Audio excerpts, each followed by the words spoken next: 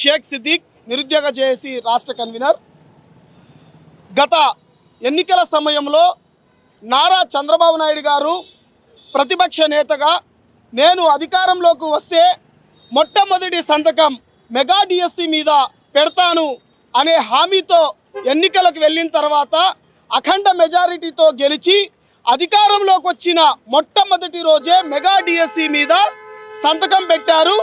Mega DSC మీద సంతకం పెట్టడమే కాదు, ఆయన పుట్టినరోజు సందర్భంగా 16,347 టీచర్ ఉద్యోగాలకు నోటిఫికేషన్ ఇచ్చినటువంటి నిరుద్యోగుల ప్రభుత్వ ముఖ్యమంత్రిగా ఆయనకు నిరుద్యోగుల తరపున కృతజ్ఞతలు తెలియజేసుకుంటున్నాం. గతంలో పాలకులు అయ్యా నోటిఫికేషన్ ఇవ్వండి అంటే ఇంతకు డిఎస్సి అవసరమా అన్నటువంటి పాలకులను గత జగన్మోహన్ రెడ్డిని చూసాం. కానీ మాట ఇచ్చినట్లు మెగా డిఎస్సిని నిలబెట్టుకున్నటువంటి ముఖ్యమంత్రి నారా చంద్రబాబు నాయుడు గారు, నారా లోకేష్ గారు అని చెప్పేసి తెలియజేసుకుంటున్నారు. గతంలో డబ్బులు అవసరం వచ్చినప్పుడు మాత్రమే టెట్లు కండక్ట్ చేశారు. కానీ ఒక్కటంటే ఒక్క టీచర్ పోస్టును కూడా భర్తీ చేయనటువంటి ముఖ్యమంత్రి జగన్మోహన్ రెడ్డి, చరిత్రహీనుడుగా మిగిలిపోయినటువంటి ముఖ్యమంత్రి జగన్మోహన్ రెడ్డి గారు.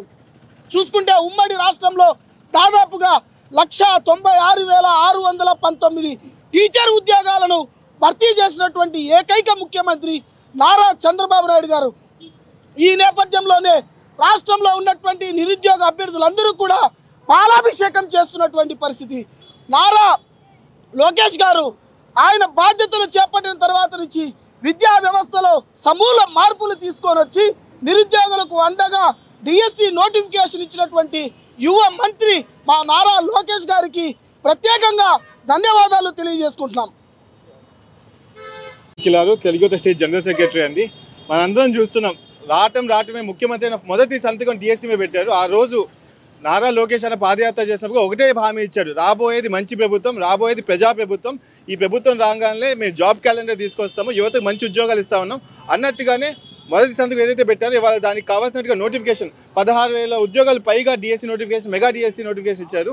అప్పుడు 2014 నుంచి 19 మధ్య 2 డిఎస్సీలు పెట్టిన తెలుగుదేశం ప్రభుత్వమే. ఇవాళ మళ్ళీ కూటమి ప్రభుత్వం డిఎస్సి పెట్టింది. జగన్మోహన్ రెడ్డి ఆ రోజు పాదయాత్ర చేస్తా నేను మెగా డిఎస్సి పెడతా, 36,000 ఉద్యోగాలు ఒకేసారి భర్తీ చేస్తా అని చెప్పి 5 ఏళ్ళు కాలక్షేపం చేసి కోవిడ్ సమయంలో కూడా లక్షలు నిరుద్యోగులు ఫీజులు కట్టి ఉంటే ఇదిగో నోటిఫికేషన్ ఇస్తున్నా, అదిగో నోటిఫికేషన్ ఇస్తున్నా, ప్రతి జనవరి జాబ్ క్యాలెండర్ పండుగ అని చెప్పి ఇవాళ యువతను మోసం చేస్తే చంద్రబాబు నాయుడు ఒక భరోసా ఇచ్చారు. నారా లోకేష్ ఒక భరోసా ఇస్తూ ఇవాళ డిఎస్సి నోటిఫికేషన్ రిలీజ్ చేశారు. మీరు అందరూ గుర్తుంచుకోవాల్సిన విషయం ఏంటి అంటే ఇవాళ నారా లోకేష్ గారు ఏ మంత్రి పదవిని తీసుకోవచ్చు, కానీ ఆంధ్రప్రదేశ్ బాగుపడాలి అంటే, యువత బాగుపడాలి అంటే ఎడ్యుకేషన్ సిస్టమ్ బాగుపడాలి.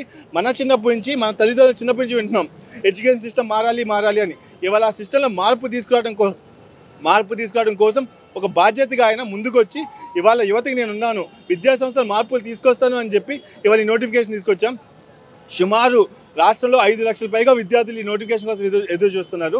ఇవాళ నోటిఫికేషన్ తీసుకురావడంతో పాటు ఏజ్ లిమిట్ కూడా చాలా ఏళ్ళైన నోటిఫికేషన్ వచ్చని చెప్పి 45 ఏళ్ళ దాకా ఏజ్ లిమిట్ ఇచ్చి ఇవాళ నిరుద్యోగులకు అన్ని సమస్యలు తీస్తున్నారు.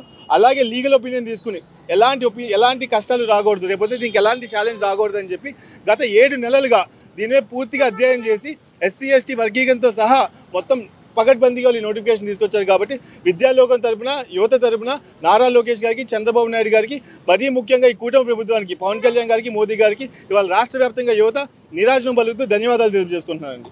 Thank you.